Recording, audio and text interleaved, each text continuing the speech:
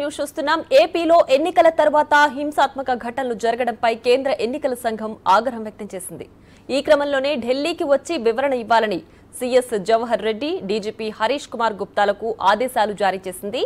ఈ క్రమంలోనే నేడు ఢిల్లీకి ఏపీ చీఫ్ సెక్రటరీ, డీజీపీ పయనమయ్యారు. ఉదయం 11:30 ఢిల్లీ ఎయిర్పోర్ట్కు చేరుకోనున్నారు. మాచర్ల, తాడిపత్రి, చంద్రగిరి, నర్సరావుపేట ఘటనలపై ఎన్నికల సంఘం సీరియస్ అయింది.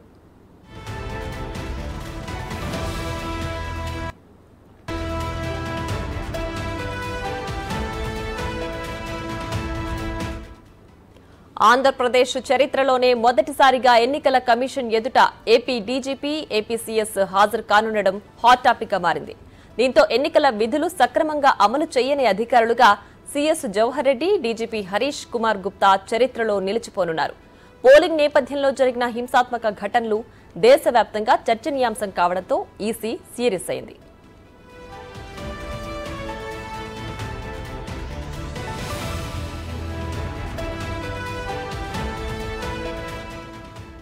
రాష్ట్ర వ్యాప్తంగా ఒక్కచోట రీపోలింగ్ జరగలేదు, ఒక్కచోట ఎన్నికలు ఆగిపోలేదు. కానీ పోలింగ్ ముగిసిన తర్వాత ఆ స్థాయిలో హింసాత్మక సంఘటనలు జరగడం ఏంటని కేంద్ర ఎన్నికల సంఘం మండిపడింది. ఈ తరహా ఘటనలను ఉపేక్షిస్తే ఇంకా ఎక్కువ జరిగే ప్రమాదం ఉందని ఈసీ భావిస్తుంది.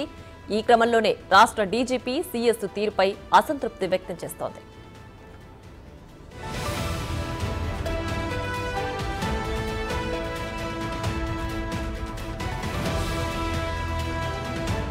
మరోవైపు ఏపీలో శాంతి భద్రతలు సక్రమంగా లేవని సీఈసీకి ఎన్నికల పోలీసు పరిశీలకుడు మిశ్రా నివేదికిచ్చారు. ఆయన ఇచ్చిన నివేదికలో రాష్ట్రంలో ప్రస్తుత పరిస్థితులు ఒకేలా ఉండడంతో కేంద్ర ఎన్నికల సంఘం మరింత ఆగ్రహం వ్యక్తం చేస్తోంది. ఏపీలో పరిస్థితులపై డీజీ, సీఎస్ వివరణ తర్వాత రాష్ట్రపతికి నివేదిక ఇచ్చే ఆలోచనలో సీఈసీ ఉందని తెలుస్తోంది.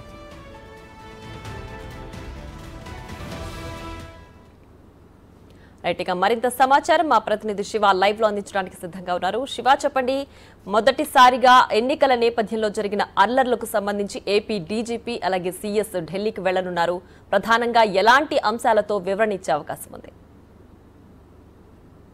రైట్, మొత్తం మీద చూసుకుంటే ప్రియ, ఆంధ్రప్రదేశ్ చరిత్రలోనే మొదటిసారిగా సీఎస్, డీజీపీ ఇరువురు అధికారులు కూడా కేంద్ర ఎన్నికల సంఘం ముందు హాజరు కాబోతున్నారు. ఇప్పటివరకు ఆంధ్రప్రదేశ్ చరిత్రలోనే అటువంటి పరిస్థితి ఉత్పన్నం లేదు. చాలా సందర్భాల్లో బదిలీ వేటు వేశారు, చాలామంది అధికారులపై చర్యలు తీసుకున్నారు, కొంతమంది అధికారులని సస్పెన్షన్ చేశారు. కానీ ఇటువంటి పరిస్థితి మాత్రం మొదటిసారిగా ఆంధ్రప్రదేశ్లో నెలకొన్న పరిస్థితి అయితే స్పష్టంగా అనిపిస్తూ ఉంది. ఆంధ్రప్రదేశ్లో ఏదైతే రాష్ట్రంలో శాంతి భద్రతకు సంబంధించి ఏమాత్రం కూడా అనుకూలంగా లేవు, ఎన్నికలు సజావుగా సాగే పరిస్థితులు కూడా లేవని చెప్పి పోలీసుల పరిశీలకుడు మిశ్రా ఇచ్చిన నివేదిక తాజాగా జరుగుతున్న ఆంధ్రప్రదేశ్లో పరిణామాలు ఒకేలాగా ఉండటంతో ఎన్నికల సంఘం తీవ్రస్థాయిలో ఆగ్రహం వ్యక్తం చేస్తుంది. ముఖ్యంగా అధికార పార్టీ నేతలకి కింది స్థాయి సిబ్బంది అనుకూలంగా వ్యవహరించడం, ఏం జరుగుతుంది ఏంటనేది ఎస్పీ స్థాయి అధికారి తీసుకునే నిర్ణయాలు కూడా ఆ కింది స్థాయి ఉన్న సిబ్బంది సంబంధిత ఎమ్మెల్యేలకి, వైఎస్ఆర్సీపీ శ్రేణులకి చేరవేయడంతో హింసాత్మక సంఘటనలు ఎక్కువగా జరిగాయనేది కూడా పోలీసులు ఒక ప్రాథమిక అంచనాకి రావడం జరిగింది. ఇప్పటికే పల్నాడు వ్యాప్తంగా 20 మంది పోలీసు అధికారులకు సంబంధించి కూడా ఫోన్ డేటాని రహస్యంగా విచారణ చేపడుతున్నట్లు కూడా తెలుస్తూ ఉంది. సంఘటన జరగడానికి ముందు కూడా ఏదైతే ఎస్పీ స్థాయి కింద కీలకంగా ఒక అధికారులు ఉంటారో ఆ అధికారులు కూడా వెనువెంటనే జరుగుతున్న పరిణామాలకు సంబంధించి ఆ ఎమ్మెల్యేలకి సమాచారం ఇవ్వడం, ఉన్నతాధికారులకు కూడా సమాచారం ఇవ్వకుండా ఎమ్మెల్యేలకు సమాచారం ఇచ్చినట్లు కూడా గుర్తించారు. సో ఇటువంటి అంశాలన్నింటినీ కూడా కేంద్ర ఎన్నికల కమిషన్కి సమాచారం ఇవ్వాలని చెప్పి కూడా వారు భావిస్తున్నారు. తాము పూర్తి స్థాయిలో కట్టుదిట్టమైన చర్యలు తీసుకున్నాం, ప్రతిదీ ఆదేశాలు ఇచ్చాం, చాలామంది అధికారులపై వేటు వేశాం, మరికొంతని సస్పెన్షన్ చేశాం. అయినప్పటికీ కొన్ని చోట్ల కావాలనే ఇటువంటి సంఘటనలు జరిగినాయి. దీనికి సంబంధించి కూడా కింది స్థాయి సిబ్బందే ప్రధానమైన కారణంగా వాడు భావించినట్టు తెలుస్తాం. దీనికి సంబంధించి ఇదే రకమైన నివేదికని ఈరోజు మధ్యాహ్నం 3:30కి కేంద్ర ఎన్నికల సంఘానికి ఏపీ సీఎస్ అలాగే ఏపీ డీజీపీ ఇద్దరు కూడా ఇచ్చే అవకాశాలు అయితే కనిపిస్తున్నాయి. వారు ఇచ్చిన నివేదిక అలాగే ఎన్నికల పరిశీలకుడు మిశ్రా ఇచ్చిన నివేదిక రెండింటిని జోడించిన తర్వాత వారు తమ అభిప్రాయాన్ని వ్యక్తం చేసి ఆ తర్వాత ఎవరిపై వేటు వేయాలి, ఎవరిపై చర్యలు తీసుకోవాలి అనే దానికి సంబంధించి నిర్ణయం తీసుకొని ఆ తర్వాత రాష్ట్రపతికి ఫిర్యాదు చేసే అవకాశాలు అయితే కనిపిస్తూ ఉన్నాయి. రైట్ శివ, అలాగే రెండు పార్టీలు కూడా ఒకరిపై ఒకరు ఆరోపణలు చేస్తున్నారు. ఈసీ ఏకపక్షంగా వ్యవహరించింది అని చెప్పి, అలాగే దాడులు చేయడం కూడా. సో దీనికి సంబంధించి ఏదైనా పార్టీల పరంగా చర్యలు తీసుకునే అవకాశం ఉందా? అయితే ఖచ్చితంగా రాజకీయ పార్టీలకు సంబంధించి చర్యలు తీసుకునే అవకాశం ఉంది. ఖచ్చితంగా ఎవరైతే గొడవలకు పాల్పడుతున్నారో, ఎవరైతే విధ్వంసాలు చేశారో వారిపై కేసు నమోదు చేసే అవకాశం కనిపిస్తూ ఉంది. ఇప్పటికే మనకు అందుతున్న సమాచారం ప్రకారం దాదాపుగా 40 ఎఫ్ఐఆర్లు నమోదు చేసినట్లు కూడా తెలుస్తూ ఉంది.